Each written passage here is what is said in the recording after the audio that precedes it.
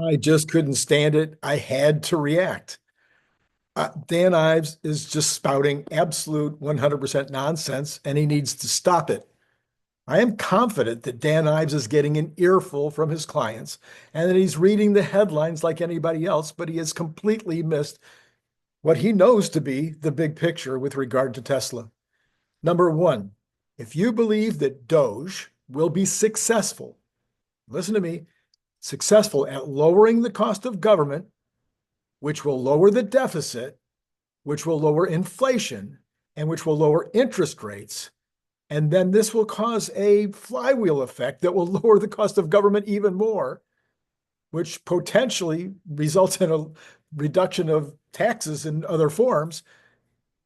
Then the risk of his short-term reputation will be more than worth it, not only from the standpoint that I think his reputation will be restored when people see the benefits and that there's no cuts in Social Security and all the other nonsense that people are spouting. Not only will his reputation be restored on that basis, it will also be a case of where Tesla will do better in that environment that they could possibly do in an environment where the country continues to try to exist on debt. Failure to take the action against such a massive risk to the US and world economy would be a huge missed opportunity to do good and to eventually to do extremely well. Number two, if you believe that Trump is doing the right thing in bringing back manufacturing to the US, rebuilding the middle class, increasing energy independence, and even more than in energy independence so that he can support the needs of the new data centers, which will be the most important thing that we can possibly do to compete with the world, but especially China, cleaning the mobsters out of our cities and restoring the American dream, then these will all work towards a much better future for everybody in the country, and one that might include no income taxes in the future as well.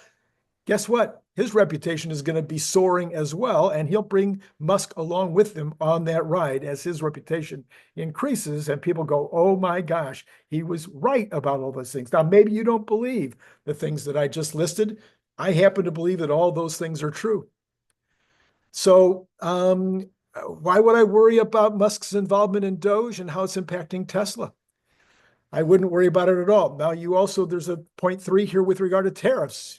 If the tariffs are going to do a, a small amount of increased costs or prices on Americans in the short term, they're going to more than make up for it in terms of the reduction of other costs as the rest of the costs of doing business go down in this Trump method, this Trump approach.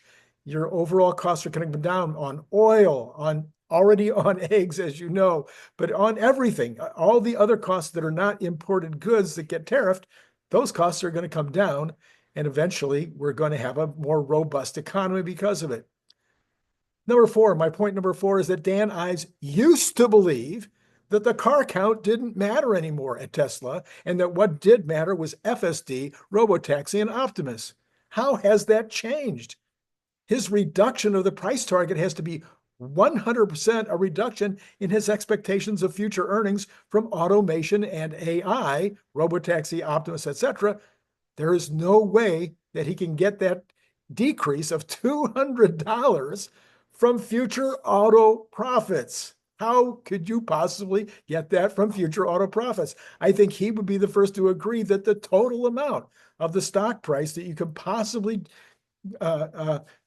assess or assume for future profits from Tesla's automotive division is about $200. So he's basically saying there'll be no profits for Tesla vehicles in the future.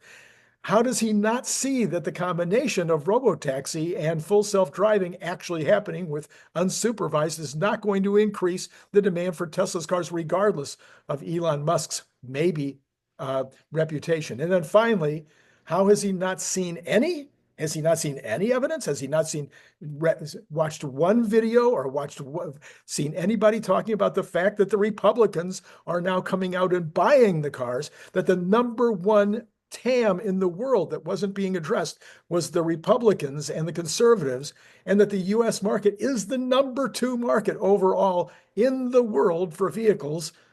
China's number one, but the United States is number two, and Tesla is far in the lead in the United States in terms of BEV vehicles.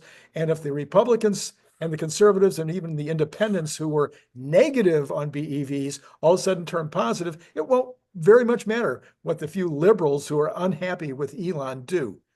And once some of those liberals realize that they've been lied to about Social Security, I suspect they'll just come back to the fold. What do you think? That's what I think. And I think Dan Ives had better wake up, because his reputation is probably the one that's most at risk. This is Randy Kirk. Please like, subscribe, all that kind of stuff. And you know what? It's been great talking to you.